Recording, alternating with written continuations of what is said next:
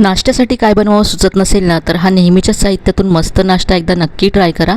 यासाठी 1 वाटी पोहे घेतलेत आणि पाऊण वाटी मी रवा घेतला आहे। सगळ्यात आधी पोहे एका बाउलमध्ये काढून घ्यायचे आहेत आणि स्वच्छ धुवून घ्यायचे आहेत। धुतल्यानंतर यातलं पाणी काढून घ्यायचं आहे। यामध्ये अर्धी वाटी दही घालून दह्यामध्ये पोहे असेच भिजत ठेवायचे आहेत। दुसऱ्या बाउलमध्ये रवा काढून घेतला आहे। रवा भिजेल इतकं यामध्ये पाणी घातलं।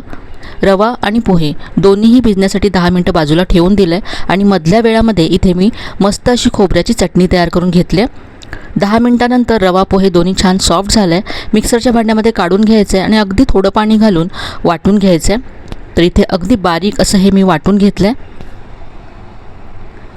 आता यामध्ये घालण्यासाठी भाज्या परतून घेऊया। तर इथे मी 1 चमचा तेल गरम केलं।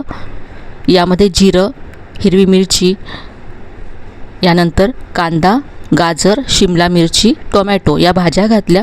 थोडंसं मीठ घातलं आणि भाज्या सॉफ्ट होईपर्यंत परतून घेतल्या। भाज्या या मिश्रणामध्ये काढून घेतल्या। याबरोबरच यामध्ये चवीप्रमाणे मीठ, कोथिंबीर घातले, सगळं मिक्स करून घेतलं। अगदी चिमूटभर यामध्ये मी बेकिंग सोडा घालणार आहे, जो पूर्णपणे ऑप्शनल आहे। सोड्याशिवाय सुद्धा ही रेसिपी खूप छान होते। आता याचे मी मिनी उत्तप्पे इथे तयार करून घेणार आहे। तुम्हाला हवं तर तुम्ही मोठ्या आकाराचे उत्तप्पे सुद्धा यापासून तयार करू शकता। दोन्ही बाजूने अगदी खरपूस असे उत्तप्पे मी भाजून घेतलेत।